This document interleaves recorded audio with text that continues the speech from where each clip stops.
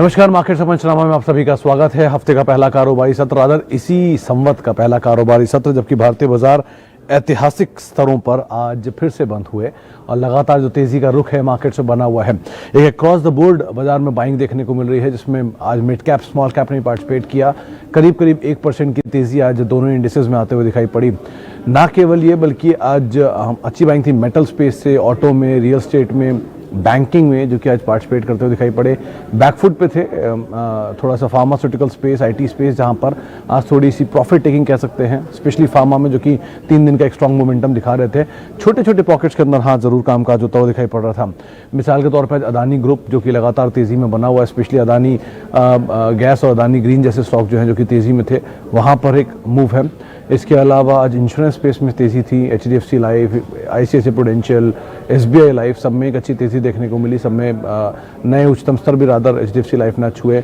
इसके अलावा आज बिकवाली थी बीपीसीएल में, खासतौर से जो न्यूज़ फ्लो आया वीकेंड पे, उस न्यूज़ फ्लो के दौरान, न्यूज़ फ्लो के बाद यहाँ पर बिकवाली आते हुए दिखाई पड़ी। मेटल में आज टाटा स्टील लीड कर रहा था, प्लस आज टाटा स्टील से रिलेटेड जितनी कंपनीज हैं, टाटा स्टील बीएसएल हुआ, टाटा स्टील लॉन्ग प्रोडक्ट्स हुआ, सब में एक अच्छी खरीदारी आते हुए दिखाई पड़ी। तो अलग अलग स्टॉक्स में, अलग अलग पॉकेट्स में आज बाइंग थी और एक ब्रॉडर बेस्ड बाइंग आज मार्केट्स में आते हुए दिखाई पड़ रही थी।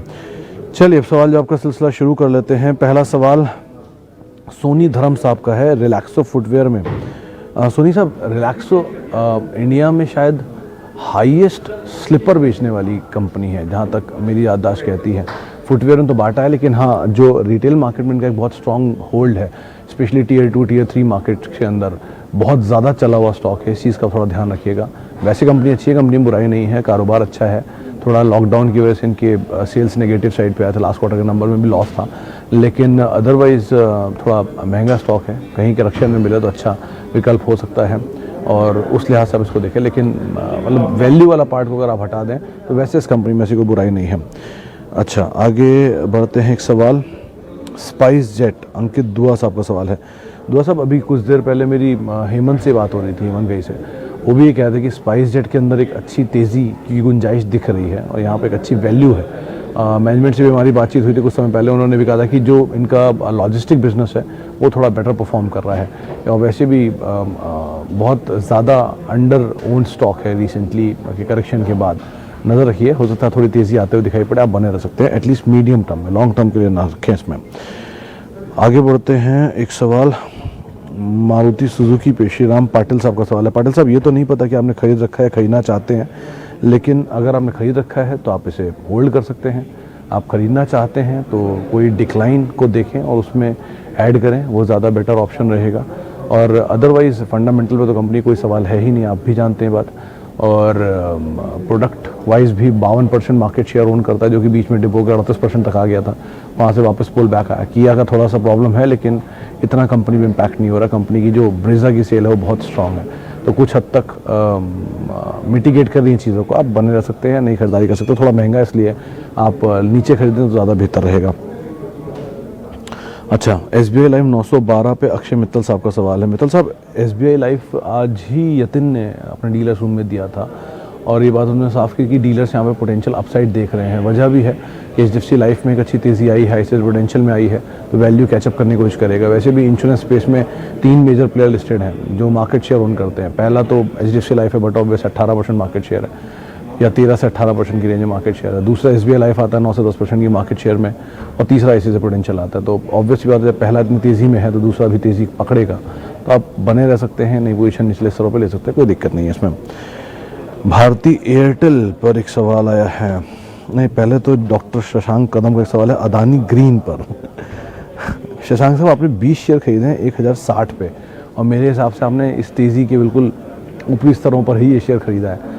मतलब करेज है आप में। ये शेयर ऑलरेडी जो कि मल्टीपल के लिहाज से सारे फंडामेंटल को तोड़ चुका है, रेवेन्यूज़ के हिसाब से सारे फंडामेंटल तोड़ चुका है, अगेंस्ट ग्रेविटी चल रहा है, जहाँ पर कोई शेयर, कोई फंडामेंटल इसको सपोर्ट नहीं कर रहा है और अपने ऑल टाइम हाई पर है। रादर 1.5 लाख करोड़ रुपए से ज़्यादा की मार्केट कैप हो गई, जो कि एल&टी एक्सिस बैंक से भी ज़्यादा है। इनफैक्ट आज ही की मार्केट कैप के लिहाज से नेस्ले से भी ज़्यादा मार्केट कैप हो रही है इनकी। तो जिस तरह का कारोबार आप बाकी कंपनियों को देखिए, नेस्ले या एक्सिस बैंक या एल&टी, और एक तरफ अदानी गैस को देखिए, तो आप खुद ही अंदाज़ा लगा लेंगे कि इस तरह का कारोबार क्या कंपनी का है जो से ये वैल्यू मिलनी चाहिए। लेकिन अगर आपको फिर भी लगता है तो आप ज़रूर बने रहिए। मोमेंटम बेस्ड है। जिस दिन ये ब्लास्ट हुआ, जिस दिन ये पलटा, उस दिन सिचुएशन कुछ और हो सकती है, इसलिए ध्यान से संभाल के कंजर्वेटिवली ट्रेड करिएगा इसके अंदर। अच्छा, हम दूसरे सवाल पे भी बात कर रहे थे, वो था भारतीय एयरटेल पे अंकित दुआ साहब का। देखिए दुआ साहब, चला है शेयर नीचे से काफ़ी और वापस 500 रुपये के आसपास आता हुआ दिखाई पड़ रहा है। फंडामेंटल वाइज इसमें जाहिर सी बात है कोई दिक्कत नहीं है, देश की दूसरी सबसे बड़ी एक्टिव सब्सक्राइबर के लिहाज से कंपनी है और ब्रोकरेज हाउसेस भी 700 साढ़े 700 के टारगेट्स दे रहे हैं, तो नंबर्स तो इसमें सपोर्टिव हैं। शेयर थोड़ा नीचे मिल रहा है, आपको और नीचे मिले तो और अच्छा है, और खरीदारी करें, लेकिन बने रहें, कोई ऐसी दिक्कत नहीं है इसके साथ। अंबुजा सीमेंट में क्या करें, सेल और होल्ड, डिपेंड करता है। भगत शायद आपका नाम है, लेकिन अंबुजा सीमेंट में डिपेंड करता है सर आपने क्या टाइम फ्रेम रखा है। अगर आप लॉन्ग टर्म रखना चाहते हैं तो जाहिर सी बात है आप स्विच कर सकते हैं सीमेंट स्पेस में। जेके सीमेंट ज़्यादा बेटर ऑप्शन है, क्योंकि अंबुजा सीमेंट ऑलरेडी बहुत स्लो मूवर है, बहुत ही स्लो मूवर है रादर। पिछले अगर 20 साल का भी चार्ट उठा के देख लेंगे तो भी आपको बहुत ज़्यादा फायर वर्क नहीं दिखाई पड़ेंगे।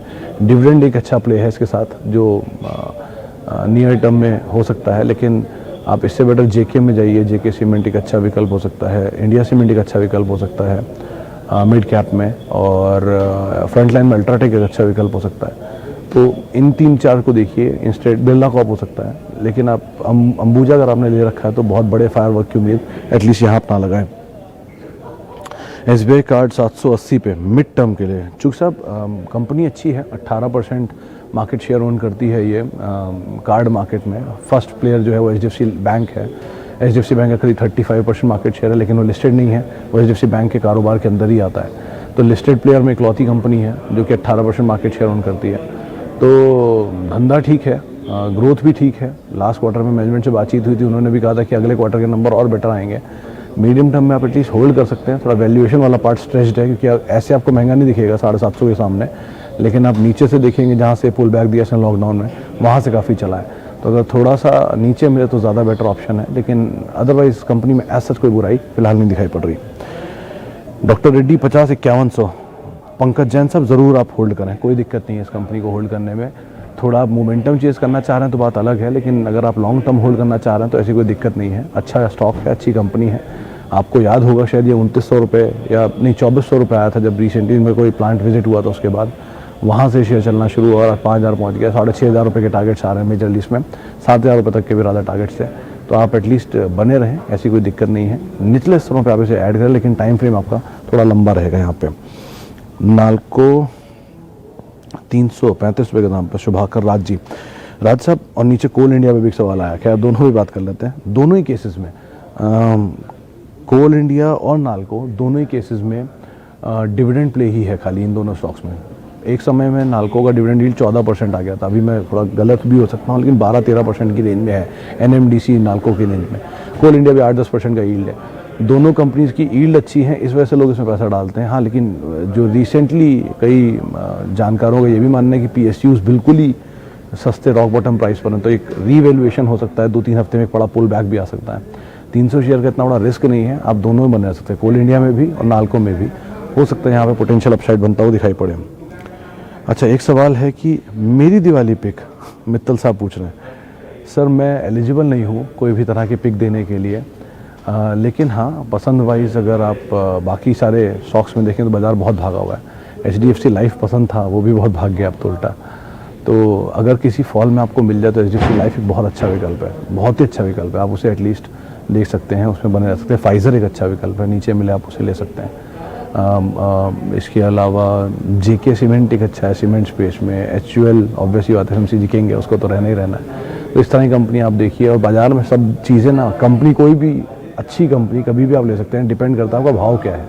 रिसेंट मार्च करेक्शन में ओरेकल फाइनेंशियल 12% डील आ रहा था, वो बहुत अच्छा दाम था। VST इंडस्ट्री 10% डील था, वो बहुत अच्छा दाम आ रहा था। तो डिपेंड करता है, बाज़ार बहुत भागा हुआ है, इसलिए ऐसी सिचुएशन में कोई भी शेयर रिस्की हो सकता है। थोड़ा कंजर्वेटिवली अपनी पोजीशन को रखिए, SIP फॉर्म में इन्वेस्ट करिए, हर महीने थोड़े थोड़े शेयर लीजिए अच्छी कंपनियों के और होल्ड करिए, कोई दिक्कत नहीं है। अगर आप थोड़ा ऊपर भी चले जाते हैं लेकर तो अगले महीने वो SIP में नीचे आ जाएगा, उससे अगले और नीचे आएगा तो और लीजिए, और नीचे आएगा तो और लीजिए। तो अच्छी कंपनी तो अच्छी ही रहेगी ना। HUL कोई बंद नहीं हो रही 100 साल से इंडिया में, तो इस तरह की कंपनियों में आप इन्वेस्ट करिए, एक लंबे ड्यूरेशन लीजिए, पोर्टफोलियो बिल्ड करिए ट्रेडिंग की बजाय। अच्छा जी, वापस आते हैं लौटकर।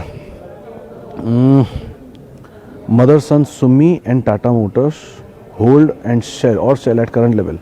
अग्रवाल साहब, टाटा मोटर तो आज का स्टार परफॉर्मर था, ज़ोरदार तेज़ी में रहा भी ये शेयर, तो आज आपको अच्छा प्रॉफिट मिला होगा, पार्शियल एटलीस्ट प्रॉफिट लेकर निकल सकते हैं। नीचे मिल जाए तो आप दोबारा एंटर कर सकते हैं, ये काम कर सकते हैं। अगर 100 शेयर है मान लीजिए, 25-25 के लॉट्स बना लीजिए, 4 धीरे धीरे करके ऊपर निकलते जाइए, धीरे धीरे नीचे वापस लेते जाइए। अगर आपको इतनी पसंद है कंपनी तो वहीं से आपको कुछ पैसा मिल जाएगा। बाकी 50 शेयरों को इंट्रिंसिक आप होल्ड करिए, 25 को इंट्रिंसिक आप होल्ड करिए, बाकी ऊपर के शेयरों में ट्रेड करते रहिए, तो एटलीस्ट प्रॉफिट भी आता रहेगा और बाकी शेयर में आप एटलीस्ट बने भी रह पाएंगे। इस टेंशन में मत लीजिए कि ये शेयर ऊपर भाग रहा है तो दोबारा नहीं मिलेगा, या ये शेयर नीचे आ रहा तो अब कभी ऊपर नहीं आएगा, ऐसा कुछ नहीं होता। जो शेयर नीचे आ जाता है, अच्छी कंपनी है तो वापस भी ऊपर आता है, और जो शेयर ऊपर जा रहा है कभी ना कभी करेक्शन में नीचे मिलता है। यही HDFC लाइफ, यही HDFC बैंक, यही HDFC, वही रिलायंस, वही TCS, सब नीचे मिलते हैं, और यही सब शेयर जो नीचे आते हैं वापस ऊपर आ जाते हैं। तो अब इतना पैनिक में मत आए, बाजार पहले भी था, बाजार आज भी है, बाजार कल भी रहेगा। अच्छा, लास्टली एक सवाल ले लेते हैं एक्सिस बैंक पर, 462 पर होल्ड, हाँ होल्ड कर सकते हैं, ऐसी कोई दिक्कत नहीं है, दाम आपका ठीक है जैन साहब, और अभी भी इसमें पोटेंशियल है, बस थोड़ा बैंक्स एकदम से खींचें तो एकदम से प्रॉफिट टेकिंग थोड़ी सी आएगी, लेकिन वैसे अगर आपका टाइम फ्रेम बड़ा है तो आप एटलीस्ट होल्ड करिए, कोई इसमें ऐसा ट्रबल नहीं है। एक सवाल और ले लेते हैं, सवाल है HUL HDFC life for 15 year. Rajesh साहब, बिल्कुल सही विकल्प है दोनों, HUL भी HDFC लाइफ भी 15 साल के लिए आप आराम से ले सकते हैं, लेकिन एक बार में मत लीजिएगा, थोड़ा थोड़ा अपनी एपेटाइट के हिसाब से हर महीने लेते रहिए, हर 15 दिन में लेते रहिए, हर हफ्ते में लेते रहिए, वो आपकी एपेटाइट है, लेकिन आप उसके हिसाब से इसको लीजिए, घबराएं नहीं, लीजिए, बने रहें, बुरा टाइम आए कंपनी के नंबर देखिए और अपनी सिचुएशन को डिसाइड करिए। सिर्फ नंबर इकलौता पैरामीटर है जो कंपनी के लिए सबसे इंपॉर्टेंट है, बाकी सब चेंज होता है सिवाय नंबर्स के। नंबर्स को ध्यान रखिए, नतीजे ठीक है, कंपनी में कोई दिक्कत नहीं, आप बने रहिए। नतीजे एज इन इतने भी खराब ना हो कि एक साल मुनाफा, एक साल घाटा, फिर अगले साल मुनाफा, अगले साल घाटा, ऐसा नहीं, थोड़ा स्टेबल 10% 12% कोई कंपनी ग्रो कर रही है तो उसमें कोई बुराई नहीं है, आप बने रह सकते कितने भी साल, आप उस हिसाब से इसे देख सकते हैं। चलिए, इसी के साथ ही आज मार्केट पंचनामा को तो यहीं समेटते हैं। जिनसे हम बातचीत नहीं कर पाए उनसे माफ़ी, जिनसे मैंने बातचीत की उनका बहुत बहुत शुक्रिया, जिनके हमने सवाल लिए, और आप मेरे साथ जुड़ सकते हैं @Sumit Research, ये मेरा ट्विटर हैंडल है। नमस्कार।